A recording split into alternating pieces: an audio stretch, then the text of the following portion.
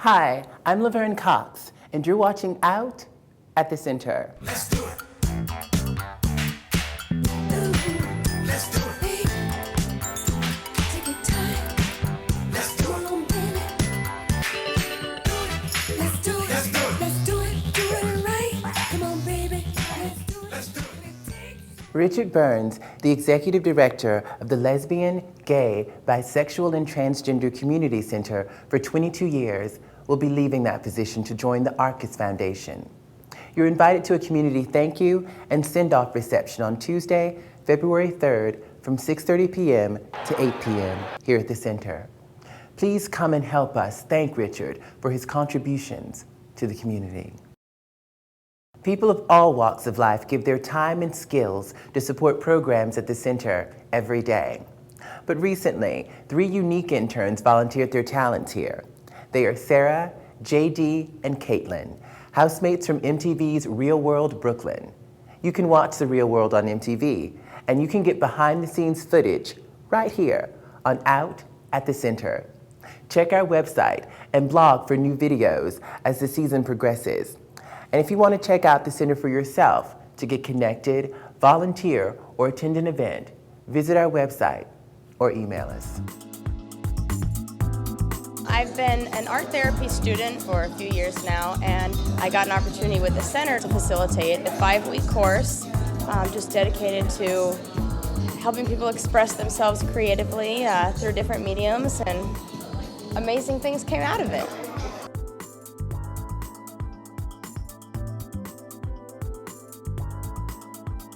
Whether you're gay, lesbian, bisexual, transgender, or straight, this deadly virus does not discriminate.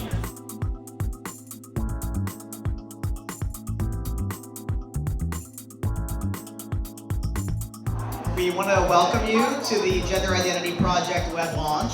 Let me just thank everyone once again for coming out to the unveiling of the website. For those of us who have worked on it, we know that it has been no short undertaking by any means. Oh yeah, well, I'm gonna get them doing the electric slide. Okay, good. I want to see it. Are you excited about being here this evening and your award? I'm thrilled about being here this evening. Tony Award winner Elaine Stritch and legendary columnist Liz Smith sat down together at the center for an intimate conversation. Liz asked Elaine about her early years in New York, her show on Broadway, and her previous visits to the center when she didn't have an audience. This is Liz and Elaine walking down Fifth Avenue in 1956. And they were gorgeous then, and they're gorgeous now. Please welcome Elaine Stritch and Liz Smith. Today, we are fortunate to be speaking with one of the greatest performers in America, and I think probably of the world. In Japan, Elaine Stritch would have already been voted a national treasure. And here she has already been voted one of the 100 greatest performers of all time. Before I came on, you know what Liz said to me? She said, now, Elaine, I have an introduction about you, and I don't want you to say one word until I fold up the paper and put it away. Do you understand what I'm saying to you, Elaine? So I did. Didn't I do good?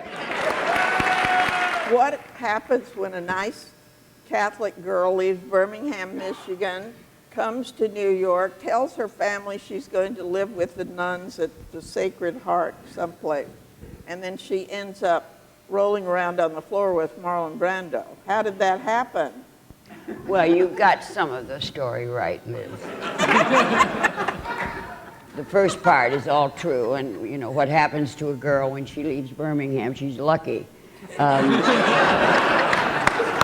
She's got that for openers. And if I was rolling around on the floor with Marlon Brando, it must have been a part in a play, believe me.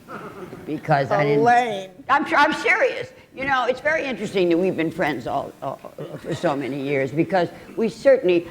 we went to different schools together. That's what we did. Elaine you said in the dressing room you had been here in this building a number of times. And I know that's not because you're gay, transsexual, transgender. Oh, I lesbian. think there's a little of all of those things in all. No, you told me you were here for AA meetings. Oh, yeah. This is her excuse. That's hoping I could become gay or Your show, which you didn't like me to ever refer to as a one-woman show, you thought that was stupid. Your wonderful show that you won the Tony for. Was that the high point of your career for you? No. Because you No, I mean, just kept milking it forever.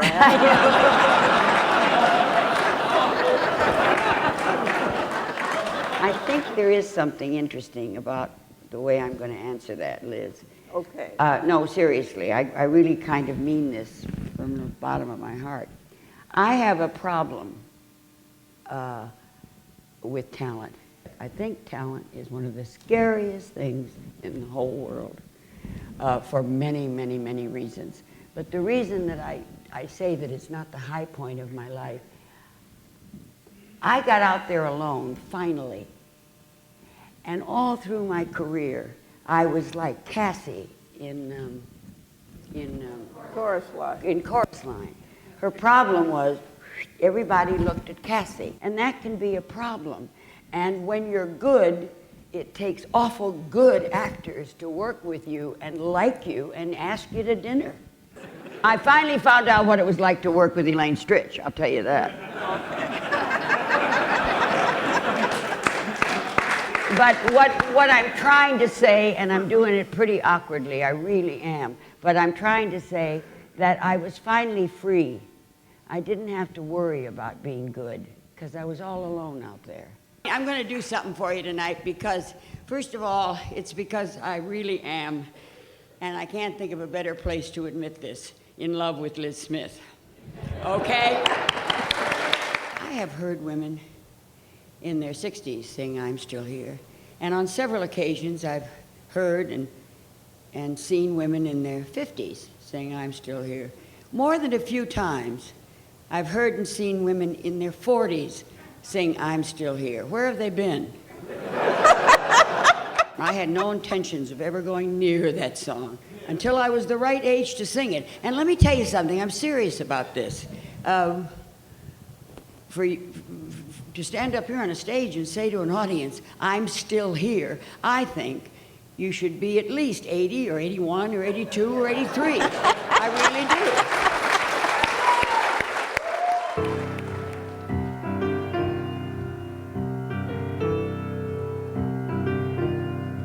do. Good times and bum times, I've seen them all, and my dear, I'm still here. You'll see and hear more from Elaine and Liz at the end of our show. But now, we sit down with director Casper Andreas to talk about his latest film, Between Love and Goodbye. He stopped by the center with cast members Simon Miller and Jane Elliott to tell us about this new gay romantic drama that's coming soon to a theater near you. Well, welcome back, Casper, to Out at the Center, and congratulations. Between Love and Goodbye is going to be coming out. Why don't you tell me about Between Love and Goodbye? What is this story? Between Love and Goodbye is really the type of film that I enjoy watching the most. It's a family, I call it an alternative family drama because it's very much about, obviously alternative lifestyles about gay people. Mwah, mwah. You look sparkling today. Oh, really? Well, thank you, Carl. Aren't you excited about your son getting married? One nervous, I guess. I'm the best man, you know. I know that, Kyle. I know. Oh, you must be so proud of him. Look how beautiful he is. Tell me a little bit about Kyle, the character that you play. He's kind of grown up without parents. So he and his sister had to kind of cover for each other and help each other survive. You know, Kyle, it was us against the world ever since Mom's suicide. We always knew that no matter what, we could count on each other. They have a very close relationship, and And you know, April is a bit possessive of Cal's attention, just like Marcel is. I can't believe all the cool stuff you got. When did you buy all this? Kyle, Yeah. I missed you.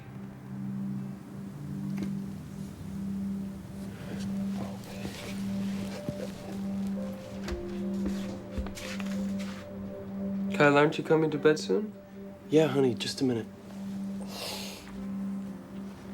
Can't you stay in here with me and we can talk all night like we used to? The Marcel character in the film is this actor living in New York and getting married to his lesbian friend Sarah so he can stay in the country with his American boyfriend Kyle. Why should we care for the powers that be? Always gonna do anything to be free. Oh, running in the night. Oh, running in the night. These two guys, it's like their first big love affair, and that's why it gets so dramatic. For a lot of people, you only really experience that one time because you think, you know, if you fall in love like that hard that you think that this is never going to end, and then it does end, you know, that's the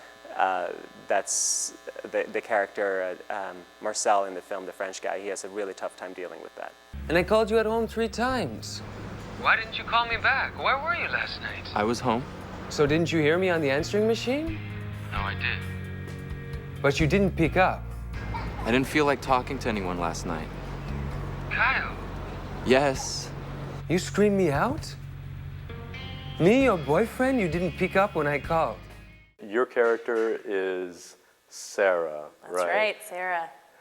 And what is Sarah like? She is in some ways the voice of reason or the emotional kind of center for all the characters that are going through all these crazy things. It seemed to me like some of the comic relief when things were getting very tense and very dramatic, and then she kind of had, well, I think you have some good comic timing. I don't wear makeup. Even if I was straight, I wouldn't wear makeup. My sister, for example, is very straight, and she doesn't wear makeup, ever. The thing is, though, that we want to look professional. We want to look like we have our shit together so we come across like responsible, totally normal people. I'm a musician. I live in the East Village. Do you think it would look totally normal to have me go in there looking like a lawyer? Fat chance. I think that comedy at its best is drama. Like, you play them the same. If anything, you play the comedy more seriously, but it's the writing that makes it funny, or the situations that makes it funny. It's not necessarily always good times being in a relationship, and so that's really what I set out to do when I wrote this film and decided to direct it, was that I really wanted to explore what happens, you know, when love goes away, or you know, when a relationship is falling apart. So you're saying you want me to give our relationship another chance? No. No. No, I want us, to give it several new chances. Unlimited tries. What I want is for us to never give up, never. When you weren't around, I was alright. I need some time alone tonight. Between love and goodbye. It's definitely a film that a lot of people young guys can relate to who are going through relationships for the first time. The 4th annual C Word of the Center's Lesbian Cancer Initiative was a time for cancer survivors to come together for mutual support and celebration. A writer, a filmmaker, and a cancer specialist offered their insights on confronting this disease.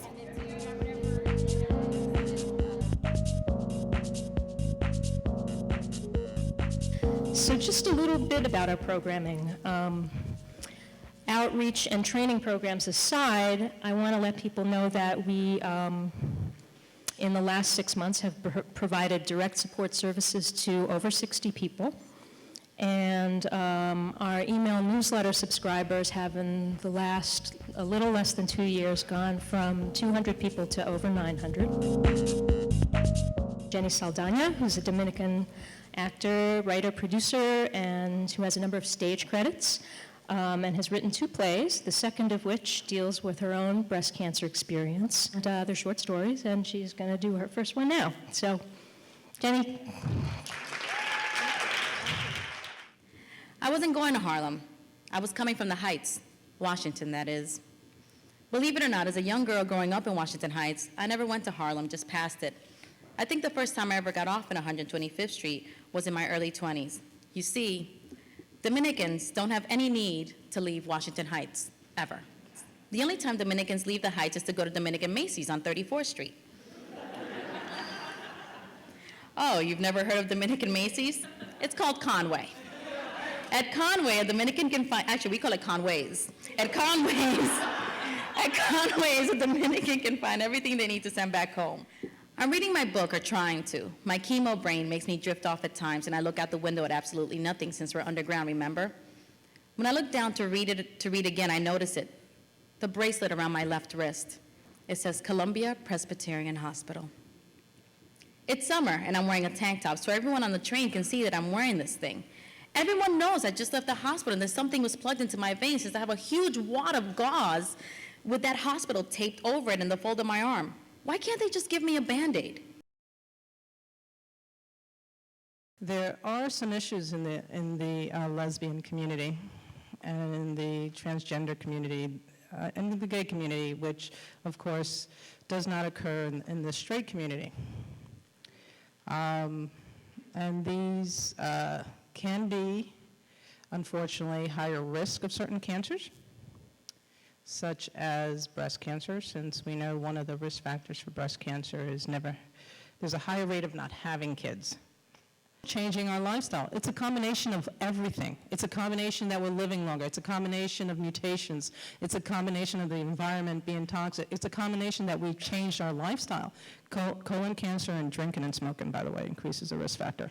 For me, it's been over a year and a half now. It's been 2 years and 3 months. I graduated to returning to my doctor, my oncologist, every 6 months now instead of every 3. And we're very vigilant, those of us who are survivors. It's very important to keep looking and for recurrence, because we catch it early again. We got something from cancer, and we got that appreciation. And it's really significant, and I don't want to lose it. And that's, further you get out on a remission, the more you can just chug on into the old life and not carry that precious recognition and treasure that it is. Hey, it's a brand new year and a brand new administration. So maybe it's time for a brand new you. Some of you smokers out there may have made a resolution to kick the nicotine habit. The center has a nationally recognized quit smoking program to help you do just that. Log on to gaycenter.org/health for more information. Watch this next message and see if you identify with Rocky Reddy about kicking the habit.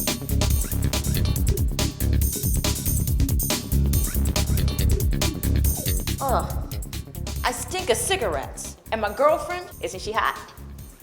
She won't even kiss me. The coughing, the shortness of breath, it's time. I got the patch, I set the date, I told all my friends I'm ready. I'm a little worried about, freaking out without a smoke.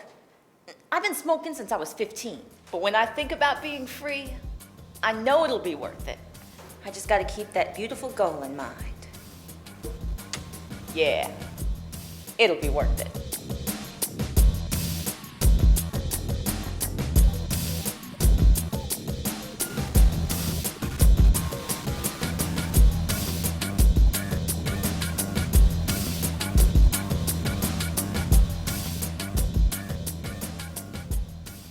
In this next segment, OutQ radio host Frank DeCaro and writer Josh Kilmer Purcell look into the deeper questions of gay culture today, like, where have all the sissies gone? But I was trying to decide if I think of myself, if sissy is the word I would use. I mean, big queen, I think, is I use more Queen. than sissy, but attack bottom, I think, is good. Do you think of yourself as a sissy?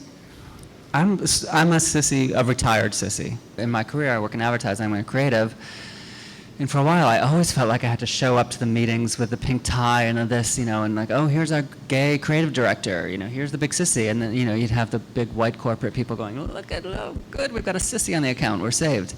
And, but that's a lot of work. It was a lot of work. In my previous life, I was a fashion writer and a fashion editor, and that was total drag for me. I mean, I just totally, and I didn't feel comfortable with it. That's why I got out of it. It's got its own language, fashion. I thought it was just absurd after a while, and I was like, when I heard someone say, glasses are this year's socks, and I knew exactly what they meant, I knew it was time to get out. I always question, is the word effeminate, masculine effeminate, like sissies effeminate. I think there's an other. I don't know many women who lisp. I don't know women who prance. I mean, I think that's a uniquely sissy thing. Like sissies might run away from a fight, or they might run away from like sort of physical altercation, but they're also the ones that are presenting themselves as other, through dress, through mannerisms, through whatever. So that's not cowardly at all. To me, being a sissy is that you're just enthusiastic. I mean, I think, what does being a sissy mean? I'm really enthusiastic. It's taking whatever knob and turning it up a little bit. Well, because it's like, I always say, it must be terrible to be like a straight person and go see Chicago, because you go see Chicago and it's or pick a movie musical, and you'd sit there and go, that was really great, we had a lovely time. But if you're gay, you can go, oh my God, did you see the part where she, and you can go out of your mind. It's way more fun. I remember a line from Harvey, I assume it was Torch Song Trilogy, but I don't really know if that's where it was. But he said that when the revolution came, which I think is kind of what we're in now, when the revolution came, big queens like him would be swept under the rug. Do you think that's come to pass? Oh, I rail against that all the time, and I write the column for Out, and they send back every other column because all I rail about is assimilation. And I remember when the California allowed gay marriage to happen, one of the leaders of one of the big national gay rights groups said, we can all get married, that's really great, but everybody tone down your weddings. There's a time for celebration, there's a time for flamboyance. People are watching, don't be flamboyant. And I was like, are you kidding? I mean, this is what we've lived for, flamboyance. So yes, I think there's this movement to sweep all the sissies, and whatever other words there are, swish, sissy, faggots, sweep us all under the rug. Now, okay, when you were on TV, did you ever feel sort of forced to sissy it up? There was a pilot for a gay View, a gay version of The View. Oh, yeah. And we kind of knew we were in the wrong hands, because it was like, gay it up, and it really wasn't like, be smart, it was be on fire. And that was problematic for me. Gay is high on my list of who I am, but it's not the only thing, and I don't want to,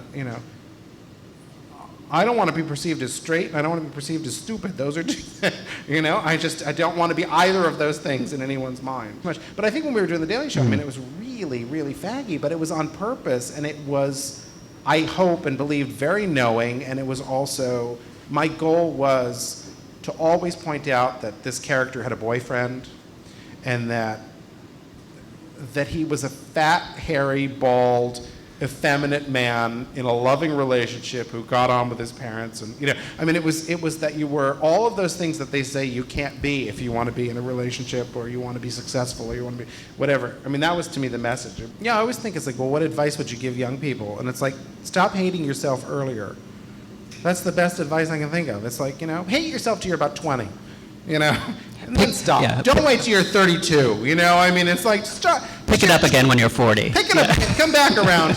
No, it's like, because I think you have to, you can, some people hate themselves their entire life. It's like, well, you got to stop, and it's just the sooner you get over that shit, the better. And that's all for this edition of Out at the Center. As the credits roll, we'll see more of Elaine Stritch and Liz Smith. I'm Laverne Cox. Thanks for watching, and stay in the love. Ours the gay Riviera under the sun. Now, da-da-dee-da-da-da-da-da-da-da. Ours a temple serene by a green Arabian sea. Or maybe you'd rather be going gaga in gay Paris. Ours the silent Sierras. dotted with or a sun-spotted Devonshire lawn dotted with flowers. Mine the inspiration, yours the inclination. Why don't we take a vacation and make it all ours? There's good news and there's bad news, and there's good news and there's bad news. The good news is I have got a terrific acceptance speech for a Tony. The bad news is I've had it for 45 years. The good news is I finally won a Tony. The bad news is they cut the speech. Let's go.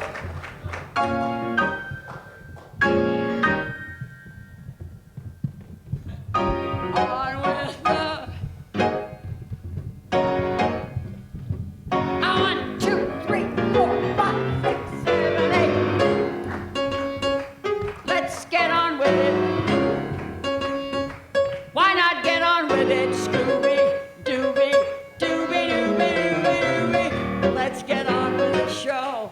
Why not? Perhaps I had a wicked childhood.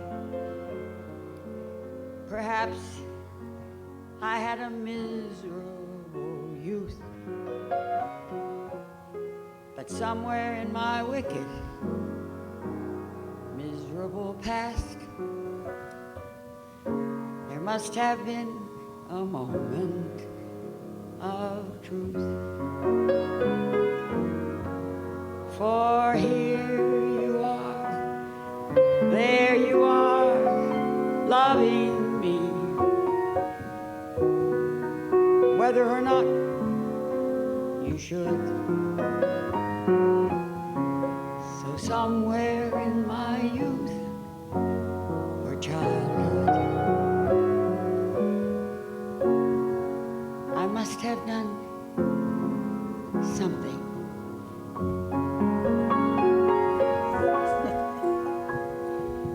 Nothing comes from nothing. Nothing ever could. So somewhere in my youth or childhood, you sing the last song with me. I must have done something good. Good night and thank you all.